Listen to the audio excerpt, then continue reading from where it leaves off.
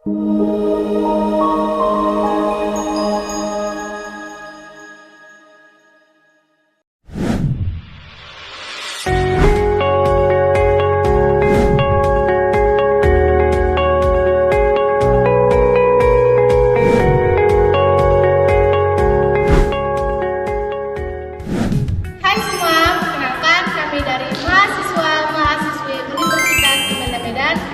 S1 Peperawatan tingkat 2B.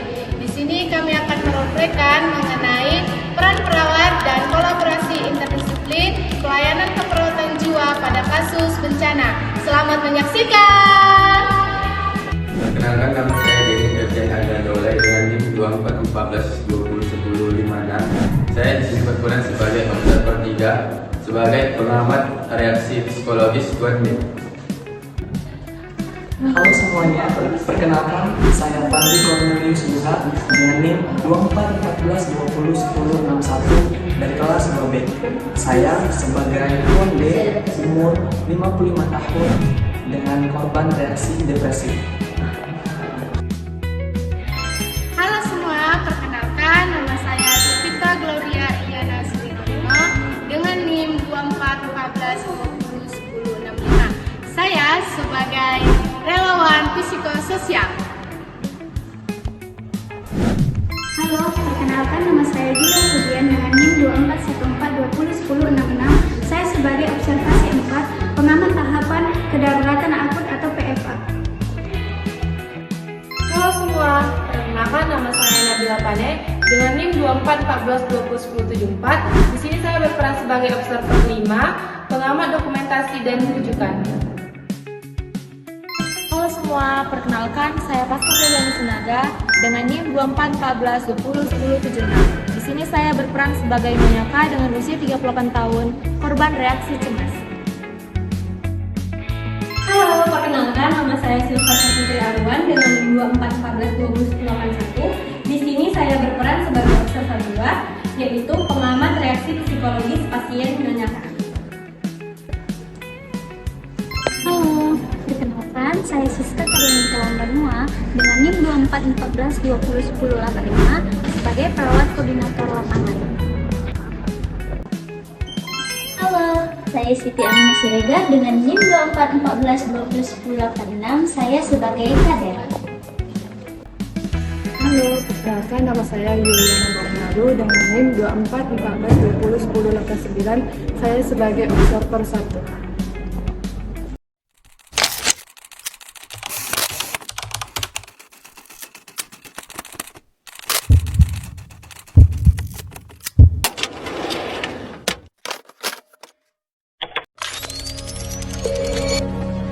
Tiga hari pasca banjir bandang yang melanda sebuah desa, sebuah posko kesehatan didirikan di titik pengungsian. Tim kesehatan jiwa lapangan yang terdiri dari perawat, relawan psikososial, dan kader kesehatan bertugas melakukan screening dan dukungan psikologis bagi para pengungsi.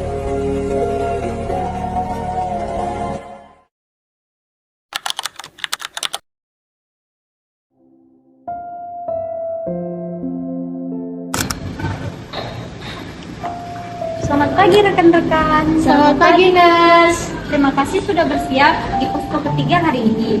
Sebagai koordinator, saya menginginkan pembagian tugas kita dalam melakukan screening dan psychological first aid berjalan lancar. Kader Mina, apakah ada laporan korban pengungsi yang membutuhkan penanganan psikologis cepat? Ada ibu dengan anak pasca usia 33 tahun yang sering menanyakan bola-balik tentang anaknya, dan dia juga tampak gelisah dan cemas. Dan ada juga dengan Tuan Fadli yang dimana berumur 55 tahun, dia sering murung dan menyendiri karena telah kehilangan keluarga dan rumahnya. Baik, terima kasih atas laporannya. Kita bagi tugas ya. Nanti saya dan Kak Danina akan mendatangi Ibu Pasca terlebih dahulu untuk memastikan stabilisasi kecemasan awal dan mengumpulkan data anaknya. Kemudian nanti rekan kita sebagai relawan psikososial bersama dengan Kak Danina akan mendampingi Tuan Fadli dalam pendekatan dan pendampingan yang lebih mendalam. Siap Nurse, saya akan berfokus pada Pak Fadli nantinya untuk intervensi psikososialnya. dan untuk asesmen risiko depresinya. Jika ada nanti tindakan medis atau rujukan lanjutan, nanti kita akan diskusikan bersama di tempat ini ya. Anak saya di mana? Anak saya di mana? Selamat pagi Bu Pasca. Saya perawat Siska dan ini Ibu Mina dari Kader Kesehatan. Mari duduk bersama kami, Bu. Baik Ibu, sekarang Ibu berada di posko yang aman bersama kami. Napas pelan-pelan dulu ya Ibu. Tarik napas melalui hidung Bu. Tahan. Kemudian hembuskan perlahan melalui mulut. Anak saya di mana, Sus? Baik Ibu, anak Ibu dalam proses pencarian Ibu. Ciri-ciri yang Ibu katakan kepada kami sudah kami sampaikan kepada tim SAR. Dan saat ini saya boleh tahu nggak Bu, baju terakhir anak Ibu warna apa ya? Terakhir kali anak saya pakai baju jeruk itu, Sus. Baik Bu, Ibu jangan cemas. Rasa cemas, gelisah, ataupun panik itu adalah hal yang wajar setelah Ibu mengalami bencana. Kami di sini untuk mendampingi Ibu tetap tenang sambil menunggu informasi dari tim pencari.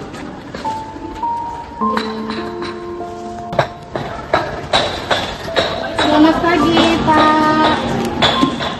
Saya Jovita dan relawan psikososial. Boleh kakak saya duduk di sebelah Bapak?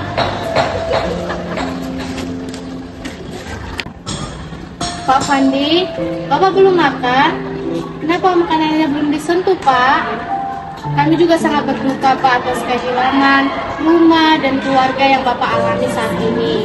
Bapak tidak harus menanggung beban ini sendirian, Pak Fandi. Untuk apa makan? Rumah saya sudah hilang, keluarga saya sudah hilang. Saya tidak punya lagi harapan.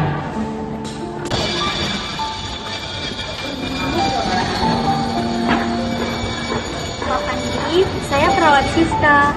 Kami sangat memahami kesedihan Bapak. Sikap murung, menyendiri, dan tidak mau makan itu reaksi karena kehilangan yang sangat berat yang sudah Bapak alami. Nanti kalau Bapak tidak mau makan, kondisi Bapak bisa semakin buruk, Pak. Jika dibiarkan, reaksinya bisa semakin berat. Pak, minum air hangatnya ya, sedikit-sedikit ya Pak. Dan di sini kami akan membantu kebutuhan dasar Bapak dan kami akan selalu mendampingi Bapak. Iya Pak, betul. Kami di sini akan mendampingi Bapak secara bertahap dan Bapak tidak akan sendirian di sini ya Pak. Di sini saya sudah catat apa saja yang ingin diperlukan. Nanti kita dokumentasikan hasil kali ini. Nurse dan untuk obat-obatan kita sudah saya persiapkan dan nanti kita lihat aja apa yang mau kita tulis dan apa yang mau diberikan. Oke. Mari kita dokumentasikan hasil screening hari ini. Ibu Pasca mengalami reaksi cemas akut. Telah diberikan intervensi stabilisasi dan teknik relaksasi. Jadi ibu itu sudah mulai tenang.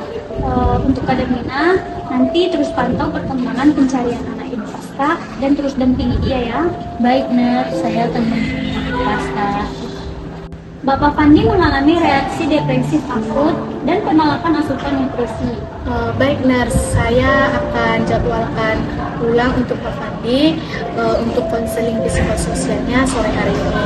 Jika dalam 24 jam ini nanti Bapak Fandi belum mau makan juga atau menolak makan dan kondisinya semakin memburuk, kita perlu melakukan rujukan. Baik, nanti saya akan menyiapkan rujukan medis dan psikiatri ke rumah sakit umum terdekat sebagai langkah antisipasi. Terima kasih atas kerjasama yang baik hari ini. Nurse. Saya menilai peran keperawatan dan kolaborasi perawat Siska telah menjalankan perannya secara lengkap sebagai koordinator, pemberi asuhan, pendidik, dan kolaborator. Pembagian tugas dengan relawan dan kader cukup jelas dan komunikatif. Saya mengamati penanganan Nyonya K teridentifikasi reaksi cemas akut yang berpotensi PTSD jika tidak ditangani. Intervensi relaksasi yang dilakukan efektif menenangkan korban. Saya mengamati penanganan Tuan Pandi reaksi depresi akibat kehilangan teridentifikasi dengan tepat. Tim berhasil melakukan pendekatan empati tanpa memaksa korban. Saya menilai tahapan penanganan bencana, tahapan psychological first aid telah diterapkan secara berurutan, mulai dari memastikan rasa aman, stabilisasi emosi, hingga penanganan masalah.